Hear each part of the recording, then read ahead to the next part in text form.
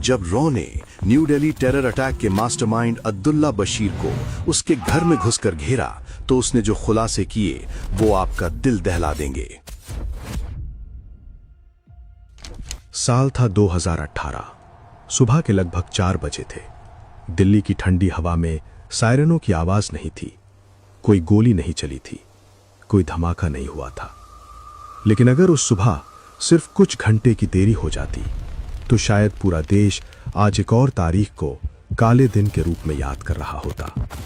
एक नौजवान लड़का साधारण कपड़ों में एक छोटे से कमरे में बैठा हुआ अपने मोबाइल फोन की स्क्रीन पर बार बार एक ही तस्वीर देख रहा था। दिल्ली का एक भीड़ भाड़ वाला इलाका, और उसी पल बाहर खड़ी एक टीम धीरे धीरे सीढ़ियां चढ़ रही थी। दरवाजा खुला और एक आवाज आई, पुलिस, हिलना मत। उस लड़के का नाम था अब्दुल्ला बशीर, और जो हमला वो करने वाला था वो बस कुछ घंटों की दूरी पर था। आज की ये कहानी है उस आतंकी हमले की जो होने से ठीक पहले रोक लिया गया। हम आज जिस घटना की बात करने जा रहे हैं वो कोई फिल्मी कहानी नहीं है। ये भारत की सुरक्षा एजेंसियों द्वारा रोका गया एक वास्तविक और प्रमाणित आतंकी षड्यंत्र है। ये मामला साल 2018 का है और निशाना था राष्ट्रीय राजधानी क्षेत्र और उससे जुड़ा गणतंत्र दिवस का समय। लेकिन इस कहानी की शुरुआत उस सुबह से नहीं होती। इसकी शुरुआत होती है एक बिल्कुल आम दिखने वाले लड़के से, अब्दुल्ला बशीर। नाम सुनकर किसी को शक नहीं होता। न कोई आपराधिक रिकॉर्ड, न कोई बड़ी पहचान, न कोई आतंकी जैसा चेहरा। वो उत्तर प्रदेश के एक सामान्य इलाके में रहता था। छोटा सा परिवार, आसपास के लोग उसे सीधा साधा लड़का मानते थे। लेकिन उसके मोबाइल फोन के अंदर एक दूसरी दुनिया चल रही थी। भारत में आतंकी नेटवर्क आज सिर्फ हथियारों से नहीं चलते। वे चलते हैं चैट ग्रुप से, एन्क्रिप्टेड ऐप से, ऑनलाइन वीडियो से और वैचारिक ब्रेन वॉश से। यही रास्ता था जिससे अब्दुल्ला बशीर भी अंदर खींचा गया।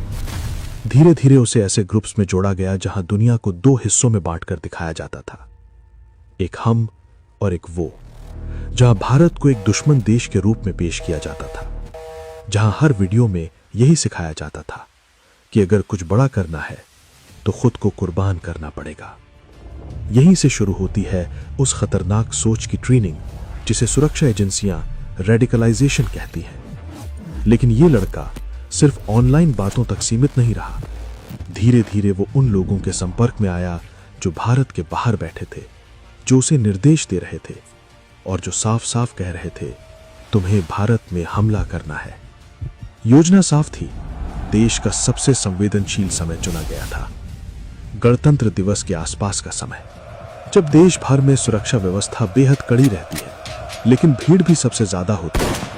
यही विरोधाभास आतंकियों के लिए मौका बन जाता है।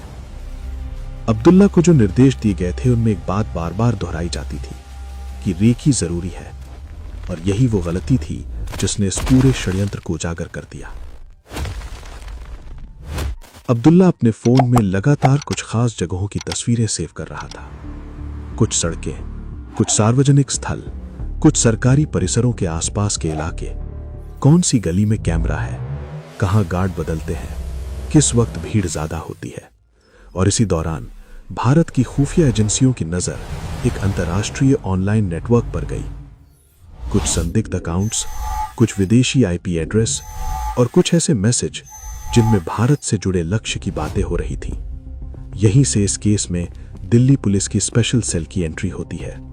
स्पेशल सेल को पहले से ही इनपुट मिल रहे थे कि भारत में कुछ युवा लड़कों को ऑनलाइन प्लेटफॉर्म के जरिए कट्टरपंथी बनाया जा रहा है। जब उस नेटवर्क को ट्रैक किया गया तो एक नाम बार बार सामने आने लगा, अब्दुल्ला। शुरुआत में सिर्फ डिजिटल सर्वेलेंस था, उसके कॉल्स, उसके मैसेजेस, उसकी ऑनलाइन गतिविधियां। और जैसे जैसे डेटा इकट्ठा होता गया, तस्वीर और साफ होती चली गई। ये कोई सामान्य विचारधारा वाला युवक नहीं था। ये एक ऐसा व्यक्ति था जो आतंकी हमले की तैयारी कर रहा था। सबसे चिंताजनक बात यह थी कि उसकी बातचीत में बार बार एक ही शब्द आ रहा था, जल्दी, टाइम कम है, जल्दी करना है, डेट बदल नहीं सकती। यानी योजना तैयार थी, अब सिर्फ उसे अंजाम देना बाकी था।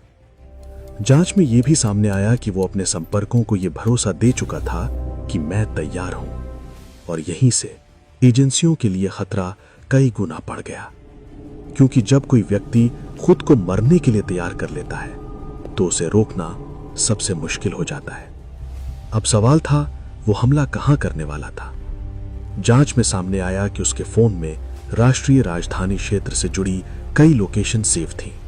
कुछ सार्वजनिक स्थल जहां आम नागरिकों की भारी भीड़ रहती है, ये कोई एक निश्चित जगह नहीं थी, बल्कि संभावित टारगेट्स की एक सूची थी। यानी अंतिम लक्ष्य परिस्थितियों के हिसाब से चुना जाना था। और यही बात इस केस को और खतरनाक बना देती है, क्योंकि अगर एक जगह सुरक्षित हो जाए तो दूसरी जगह। अब एजेंसियों के पास समय बहुत कम था। डिजिटल सर्वेलेंस से यह साफ हो गया था कि अब्दुल्ला जल्द ही अपनी लोकेशन बदलने वाला है। उसकी गतिविधियों में तेजी आ चुकी थी, और तभी एक मैसेज इंटरसेप्ट हुआ। एक छोटा सा वाक्य, अब देर नहीं कर सकते। यही वो पल था जब ऑपरेशन को तुरंत जमीनी स्तर पर उतारने का फैसला किया गया। स्पेशल सेल की टीम गुप्त रूप से उस इलाके में पहुंची जहां अब्दुल्ला मौजूद था। कोई सायरन नहीं, कोई बड़ी हलचल नहीं, क्योंकि अगर उसे जरा भी शक हो जाता तो वो उसी समय किसी और जगह निकल सकता था, या उससे भी बुरा, वो मौके पर ही कुछ कर सकता था। और अब हम लौटते हैं कहानी के उसी शुरुआती दृश्य पर। सुबह के लगभग 4 बजे टीम सीढ़ियां चढ़ती है, दरवाजा खटखटाया जाता है, और कुछ ही सेकंड में अब्दुल्ला बशीर हिरासत में होता है। उस वक्त तक देश में प्रस्तावित हमले में सिर्फ कुछ घंटे बाकी थे। यह बात बाद में पूछताछ में सामने आई।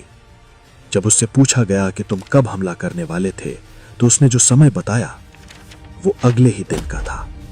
यानी अगर उस रात उसे गिरफ्तारी नहीं होती तो अगले कुछ घंटों में देश एक बड़े हमले की खबर सुन सकता था।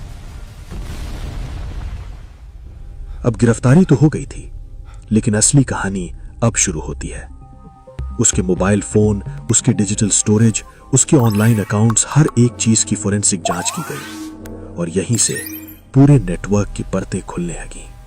उसके पास आतंकी संगठन से जुड़ी प्रचार सामग्री थी, वीडियो, भाषण, कट्टर विचारधारा वाले मैसेज।